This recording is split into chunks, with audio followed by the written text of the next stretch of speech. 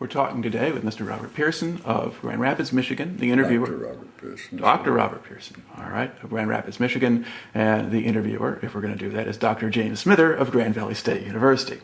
Okay. Can you start by telling us a little bit about your background? Where were you born, for example, and where did you grow up? I was born in Toledo, Ohio.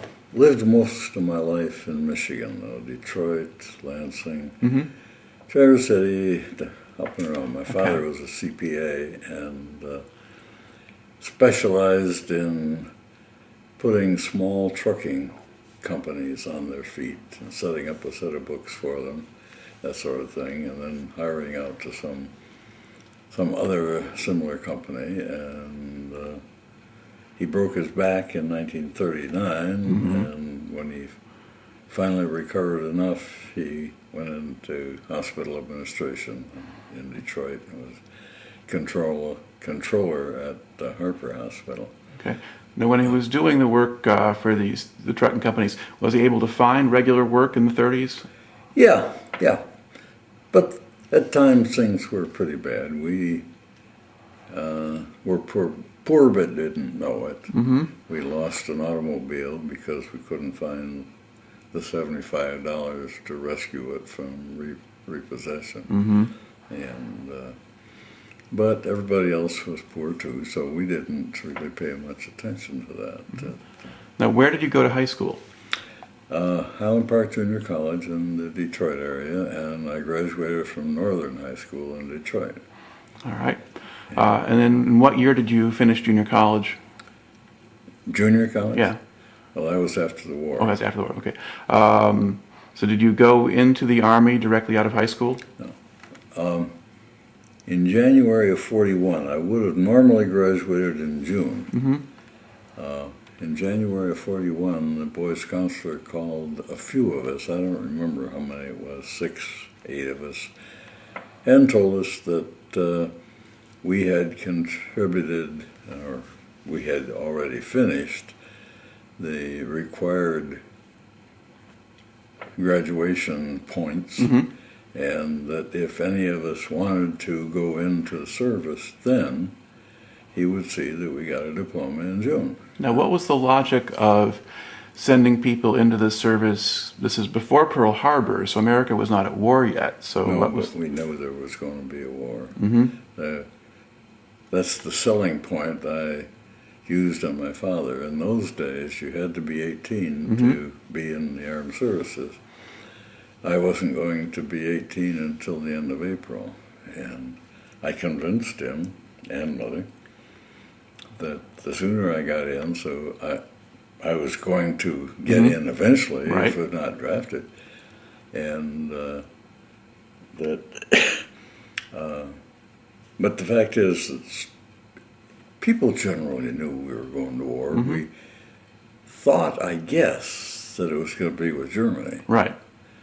And when I found out on Sunday, December 7th, what had happened at Pearl Harbor, my first response was, where the hell's Pearl Harbor? To a friend of mine. But I had been in, if you can do the math, almost a year before that. So the idea was to get your service time in before things got ugly. Well, to have attained some rank or something like that, rather than just to be a GI. Right. Now, when you enlisted, did you have some options in terms of what branch of service to go into or what kind of duty you might get? Well, in the physical, I knew what I wanted, but there was no guarantees. The only thing they told us is positively, the sergeant who did the physical, that since I was colorblind, I could be neither an officer nor a pilot. Thereupon, I set my sights on only two things I really wanted to be, an officer and a pilot, and I attained both. Okay. Tell me about the enlistment process and so forth. How did that work? What did you do? My father and I went down to the federal building, and he signed a paper certifying I was 18, and I signed a paper certifying that I wanted to be in the Army, and that was it. Mm-hmm. And we went home, and I think it was the next day, he put me in a streetcar. We didn't have a car in those days, and I went down by myself, and they gave us lunch, locked us in a room, closed us in a room and told us none of us could come out until we could memorize our serial number. Mm-hmm. I can still say 1604-1919, which was my enlisted serial number. Mm-hmm. And then I was shipped to Battle Creek. Yeah, Fort Custer. That's where everybody went. Yeah. Fort Custer, which was quite an active place in those days. Didn't stay there long. 2 days. We got our uniforms and that sort of thing, and then went to a lot of different places. But the main place I stopped was St. Louis at Jefferson Barracks. All right. And I was in the Army Air Corps. Mm-hmm. That's what the Army Air Force. And when I was told that I could not apply for pilot school because of my defective color vision, I decided that aerial photography would be almost a satisfactory substitute. So I chose aerial photography and was sent out to Denver to attend that school. Okay. Now, before you got out to that school, about how many weeks or months had you been in training in different places before that?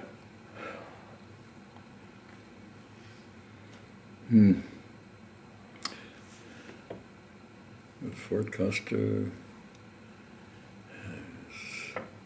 There was one more in Illinois, and I can't. Well, had you done a kind of a basic training thing already? Oh, yeah, marching we did. around and Did basic training essentially at St. Louis at Jefferson Right. Barracks. Okay.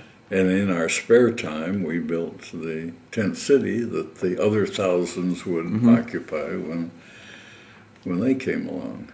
Okay. And with all the other, I was in Denver in aerial photography school when Pearl Harbor happened. Mm-hmm. And Now, describe the kind of training or education you got at the aerial photography school. What was that like?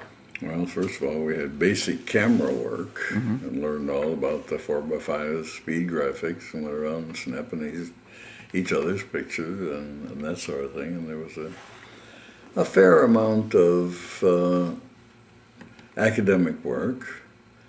And eventually we were allowed to go along in airplanes that were taking photographs, and we were told at that time that that's about all there was to know about aerial photography. I was sent to Montgomery, Alabama to work in the photo lab there.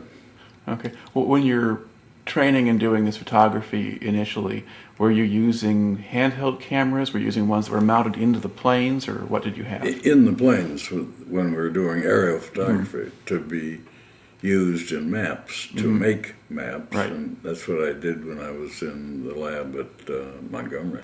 All right. About when did you get down there?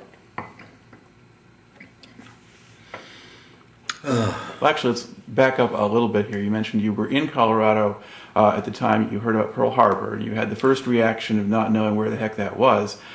Did anything change in terms of the way training was working, or people were acting, or anything else like that once you actually were at war? Yeah, everything was speeded up. My class finished, it's hard to remember exactly, but a week or a week and a half before we normally would have. A lot of them were shipped out of the Philippines, not in my class, but some. So apparently there was some knowledge that if we went to war, it was going to be with Japan. And I sat one Sunday morning with the first sergeant going through all the little booklets for service records for all the men in our unit, and we all had a stamp, and over the statement about discharge to be on, we stamped the duration of hostilities plus 6 months. And we were sitting there, and he says, "Here, you better do this one." And it was mine. And it occurred to me that evening that those stamps had to have been made well before we used them. Somebody knew about them. Now, had the Met were people being sent to the Philippines before Pearl Harbor then? Yeah. Okay. Because we did have a substantial Air Force out there that got destroyed in the ground on the first day, but we had them. Yeah.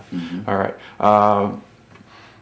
Now, then you're going down. See, Montgomery was the next place. Yeah. Okay. Describe what that was like down there and what we were doing. Well, as I say, I was going to photo school, and then I went to a third course called camera repair, which is exactly what it sounds like, and the total examination at the end of it, they were in such a hurry, or the sergeant was being funny. He showed me a piece of metal, and he said, "What is that?" And I said, "That's a, let me see, actuating cam stop lever release spring." And he says, "That's good enough." And I had, every once in a while I do remember that. While I was at Denver, or while I was at Montgomery, and that was only a few months long, I saw that they were trying to find pilots for gliders. And I thought, well, maybe that is another way to do what I want to do. I want to fly. One of my very small legends, I guess, is I literally was flown the first time by Charles Lindbergh. My dad and I paid in an old Ford Tribe motor, and my second oldest son, who's a retired colonel, he and I flew in the same airplane many years later. But what was I? You were talking about trying to become a glider pilot. Oh, yes. And I passed the physical, and I was correct in that they didn't pay much attention to my defective color vision because you're on a one trip on a glider, and what difference it make? I passed and was sent to Waco, Texas, where I went to glider school, and we flew a number of different kinds of small gliders, and then the big one, which would hold about 15 people, if I remember correctly, we each made 2 landings in that. And that finished that, but by then they had so many glider pilots that there was no way they were going to use them all. So they put us in a camp. And for those who understand what I'm talking about, everybody but master sergeants and technical sergeants did guard duty, did KP, and everything else. And one day, I looked at the bulletin board, and the artillery was looking for liaison pilots. So I wrote my name down on the board, and first thing you know, I'm up for a physical, and passed that somewhere too. I don't think it was a very complex exam, because the artillery really did need pilots. Then I was sent to Fort Sill in Lawton, Oklahoma. That's the main artillery school. That's right, at the artillery school at Post Field. And, I'm sorry, before that, before I went to there, I spent, my first flying as a pilot was in Spencer, Iowa. and that was 10 weeks. And then we went to glider school, and then we went to, because in Spencer the course was pre-glider. Then I transferred to the artillery, went to Fort Sill at Post Field, and then really learned to fly. I thought I did, but I didn't know how to fly. What kind of plane did they have you in? 65 horsepower Cubs. And when we got out of Fort Sill, we could make that thing stand up and say, yes, sir. We used to play a game on Sunday afternoon in which we would bet $1 a foot on where we could land the tail wheel of that airplane. How much runway did you need to land one of those? I could be in the air if I were alone, and almost always I was alone during combat. 500 feet was plenty, unless you had a big obstacle, of course, to clear. Now, when you were doing the training there, did you fly in all kinds of weather conditions, or were there limits to what you did? No, it had to be pretty fair because we had no instruments to do any instrument flying with. If you couldn't see the ground, you were in trouble. All right. You could tell what direction the ground was, but that's about all. Now, when you're doing the flight training and so forth, are you also beginning to train in doing the actual work as a spotter, with radios and all of that? Yes. And how did that work, or what kinds of things did you have to do? Well, we learned the elements of artillery on how to tell the ground people where the shot went in comparison to the target, and over, short, left, right, etc. And we didn't have a great deal of that then. We knew the elements of it, but the main job at Fort Sill was to teach us to really fly. We would take off and land on curved roads. And sometimes we would take off from fields that were obviously too short by getting over in one corner, going as fast as we could, and turn around and still going faster, and then all kinds of tricks. One of the instructors there said something that's always been a great memory to me. He said, "Pearson, you don't get into that airplane. You put it on. It becomes part of you." And then after that was over, when I was shipped out to the Mojave Desert, just north of Needles in California, and joined the 4th Armored Division, our 22nd Armored Field Artillery Battalion, which was about the luckiest thing that happened to me during the war, except not earning a Purple Heart. They were a great group. We were on maneuvers, and we all learned how to shoot, to do it accurately. Each battalion had 2 airplanes. We moved around the Mojave all over until we moved the whole division, except tanks and really heavy material, to Brunwood, Texas at Camp Bowie, and continue the same kinds of things that we had been doing up over in the desert. Were you working with sort of a specialized team within the battalion, ground personnel who were communicating with you and then communicate to the artillerists, or how did that communication work? Well, since I was the first pilot assigned to the division, I was senior and chief of the air section. And I had another pilot, a mechanic, and a truck driver, and a gopher in my 5-unit, a 6-unit, including me. And we functioned pretty well independently. We had to keep in contact with the battalion, of course, our radio had only 2 channels. Now they have hundreds of channels. They have 2 channels, which meant there was only 2 other people I could talk to at any given moment, and I had to go back and turn a switch way behind me to do that. Okay. And who would you be talking to? Be talking to Fire Direction Center from the battalion. Okay. I could talk to the battalion commander, but rarely was that necessary. Right. Sometimes he called me to find out what was around the next corner or something like that. But almost always I would talk to the Fire Direction Center, whose chief, Major Mason, who ended up as a Major General.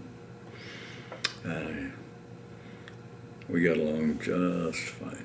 And Now, did you get to know very many of the personnel in the battalion? I mean, there's Oh, this yeah. major, and then so. oh yeah, knew them all. Knew. Well, not the whole battalion, but I certainly knew the officers. Right. There were 35 of us. Right.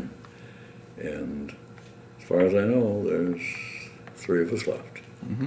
Major Mason is one. Lou Jordan is another, who's old and feeble. And I'm the 3rd, and certainly the youngest of the 3. Okay. Now, did most of these people have college education or some college, or were they a mix of people? I think all the officers in the battalion except me had college educations, with the exception of my other pilot had graduated from a community college and had an associate's degree. I was the only one just out of high school. Right. Okay. And we were sergeants in those days, by the way. It was at Fort Sill, or at Camp Bowie, that we found out we could become officers if we would study and pass a artillery officer's basic school. And we did, of course. And I always tell people I spent 2.5 years being an enlisted man and 2.5 years being an officer. And being an officer is better. All right. Yeah, I mean, did things change sort of materially once you have an officer's rank? Do you eat differently or go someplace and sleep somewhere else to sleep or anything else like that? Or how did it make a difference? Generally, the 2 pilots would take care of ourselves, but the driver would be responsible for rolling up the bedroll and getting it in the car and getting things packed. We were busy flying the automobiles, or flying the planes, I should say. And Okay, so that's sort of summer of '43 then, when you're down there. And then from there, did they ship you over to Europe, or did you have other places to go? No, we went from the desert over to Europe. All right. What was it like sort of getting all of this stuff organized to go over? I don't want to be facetious, but I guess I'll be facetious. To me, there was none. I went home on leave for just a few days, and it was all done. None of our artillery, etc., trucks and all that sort of thing moved with us. Okay. You moved the people over, and there was new equipment when we got to England. So that part's relatively simple then. Yeah. All right. And then where did you ship out from? Boston. Okay. And then what time of year was it that you were leaving? Just after January of '44. Okay. As we had dinner at a nice restaurant in Boston, and shipped out a day or 2 later. Okay. And then what kind of transport were you on? We were on, and it'll take older people watching this to know what I'm talking about. The ship was called the Oriente. It was an Army troop ship. It was also the sister ship to the Morro Castle. As a historian, you probably know what happened to the Morro Castle. And that spooked us all the way over to England, because maybe us too, but it was an uneventful voyage. We saw couple whales and a very reassuring line of destroyers on the outside of the convoy. Did you have any U-boat scares while you were going across? Okay. Not one. And then what was the weather like? I mean, January isn't always Raining, great. Yeah. saw a few small water spouts, and as somebody pointed out, if the weather was miserable for us, it was for the people in the submarines also. So we didn't have any alerts or anything at any time. All right. And then where did they land you in Britain?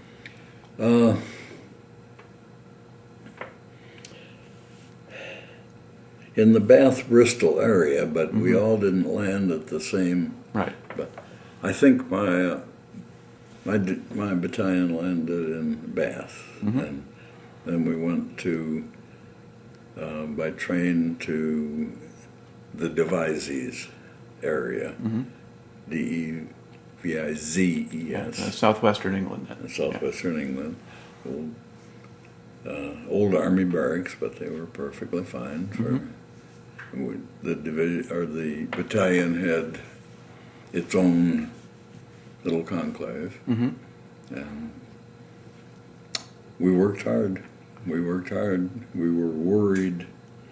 Do we know enough? Do we know enough? Is this enough to take us into combat and survive? Did you have aircraft waiting for you to start using again, or did Yeah, okay. they were already there. And did you have problems getting flying time in with weather and that sort of stuff because you're kind of No. winter and spring and? No, we could fly. The requirement was only 4 hours a month to get your flying pay, Right.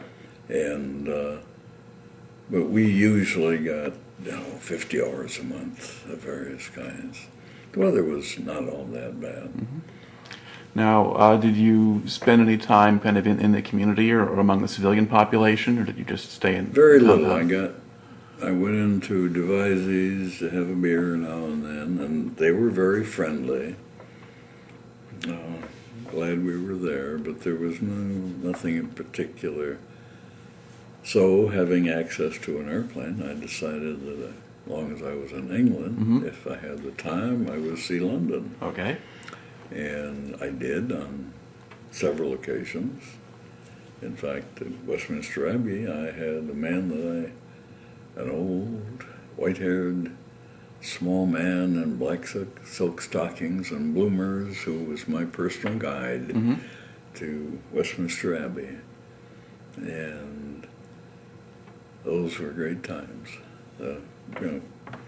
Obviously, we were all upset. We didn't know when the war was going to be. I'm one of the very few that did know when the invasion was going to be, but I didn't know until the evening before. It's one of my favorite stories. I had been to London and was coming back and went to the battalion mess hall and told the officers that I knew when the invasion was going to be. And, come on, I was the junior officer, only commissioned a few months before that. I said, okay, up to about $50, I'll take your bets. So they did. Then I said, during the night tonight or tomorrow morning. And what I had seen as I went by a British RAF field was that they were against all regulations painting the invasion stripes on the gliders. And the orders were to not put them on until the night, the dark of the 5th it would be, of June. Okay. Now, were the Germans doing aerial reconnaissance over England at that time? Once in a while we would hear, in our section, very rarely, there would be we were so far from the English coast, and one of the things, for one thing, the Germans didn't have any heavy bombers in the same sense. No, they didn't. Ours did, so it was rather difficult to do reconnaissance in our area, although once in a while we'd hear an airplane that we couldn't account for, didn't know what it was, but it was being dark. We used to call him Bed Check Charlie. He'd come over and make sure we were all tucked in. Okay. Now, were they worried more about aerial reconnaissance spotting things, do you think, or just spies or people on the ground who could see the stripes getting painted on there? Oh, as far as the very units, they were not kept.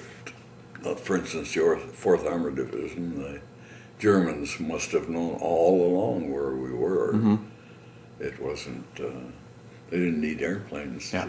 We had 4th Armored Division on every bumper of every vehicle. I was just thinking more about the whole prohibition about painting the invasion stripes onto your body and stuff. And that. No, that was just a temporary thing. Right. It was, okay.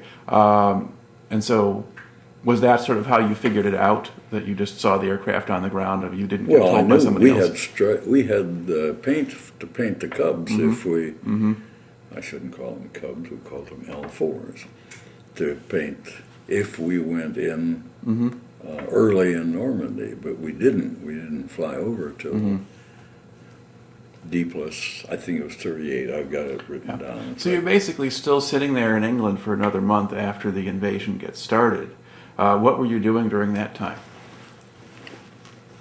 Almost every day we were on maneuvers, doing all kinds of unusual things. Our division commander was a very well known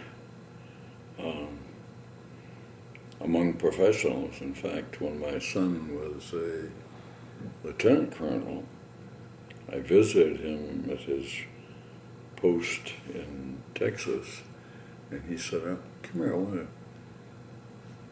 want to have you meet somebody." And he took me over to a 3-star general, and the general says, "You're in the 4th Armored?" "Did you know P. Wood?"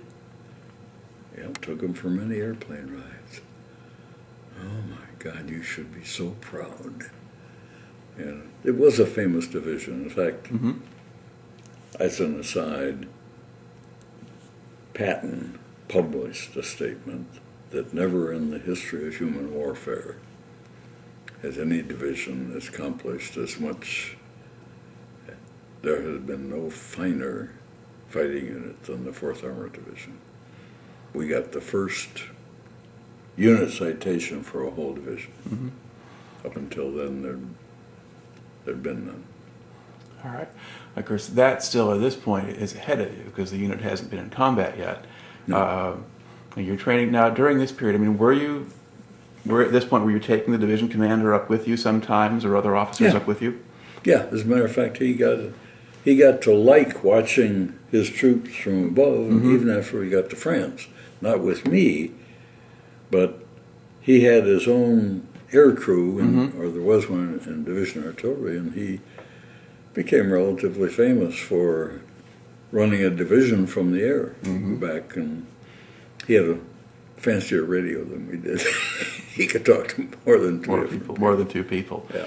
Okay. Now, you go over then, if it's around D plus 38, it's kind of middle of July when you actually get over to France. Where did they land you? Did you go in over we were in beach? Utah. Okay, you landed in Utah. And although Charlie Carpenter, who was the chief pilot for the division, had some coordinates where we were supposed to go, they were very difficult. And we flew up and down. We knew it was Utah, and we knew the boundary markers there. And we finally saw a bunch of other L4s in a field, and we landed there, and then we found out where we were supposed to do. It's like driving into a gas station and saying, "Where's Oakley Woods Drive?" Right. And okay. Now, you get in there. Now, how soon was it after that you started actually going on combat patrols?